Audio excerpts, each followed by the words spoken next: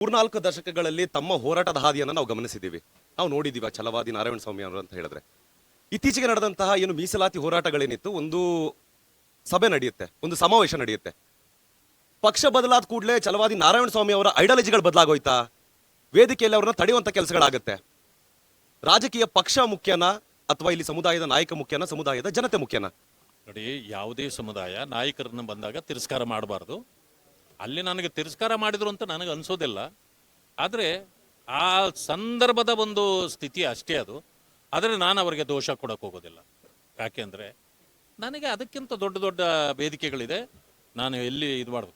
ಇವತ್ತಿಗೂ ನಾನು ಹೇಳ್ತೇನೆ, ಈ ಸರ್ಕಾರದಲ್ಲಿರ್ತಕ್ಕಂಥವರು ಬೇರೆಯವ್ರನ್ನ ನೀವು ಹೋಲಿಕೆ ಮಾಡಿ ನೋಡೋದಾದರೆ, ಒಳ ಮೀಸಲಾತಿ ಇರ್ಬೋದು, ಪರಿಶಿಷ್ಟ ಜಾತಿ ವರ್ಗಗಳಿಗೆ ಕೊಡ್ತಕ್ಕಂಥ SCP TSP ಹಣ ದುರುಪಯೋಗ ಇರ್ಬೋದು, ಗ್ಯಾರಂಟಿಗಳ ದುರುಪಯೋಗ ಇರ್ಬೋದು, ಈ ವಿದ್ಯಾರ್ಥಿಗಳಿಗೆ ಕೊಡ್ತಕ್ಕಂಥ ಸ್ಕಾಲರ್ಶಿಪ್ಗಳಿರ್ಬೋದು, ಮಕ್ಕಳಿಗೆ ಕೊಡ್ತಕ್ಕಂಥ ಯೂನಿಫಾರ್ಮು, ಅವರಿಗೆ ಶೂ, ಸಾಕ್ಸು, ಈ ಎಲ್ಲ ವಿಚಾರಗಳನ್ನು ತೆಗೆದುಕೊಂಡು ಹೋರಾಟ ಮಾಡಿರೋನು ಯಾವುದಾದ್ರೂ ರೆಕಾರ್ಡ್ ನೀವು ತೆಗೆದು ನೋಡಿದರೆ ಅದು ಛಲವಾದಿ ನಾರಾಯಣ ಸ್ವಾಮಿ ಒಬ್ಬರೇ.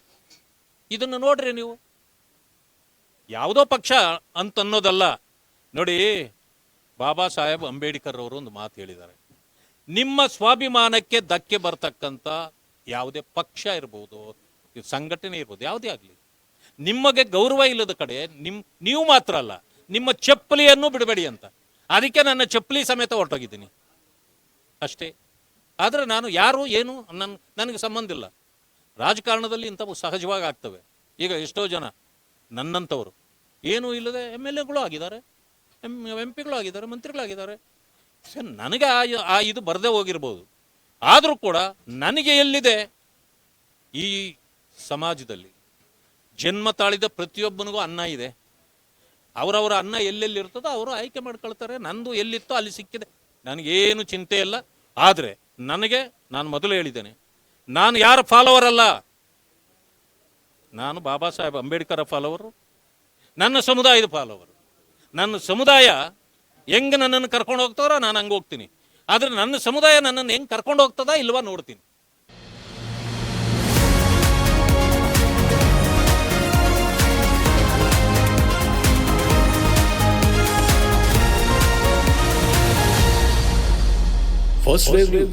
ನಿಮ್ಮ ದಾರಿ ನಮ್ಮ ಜವಾಬ್ದಾರಿ.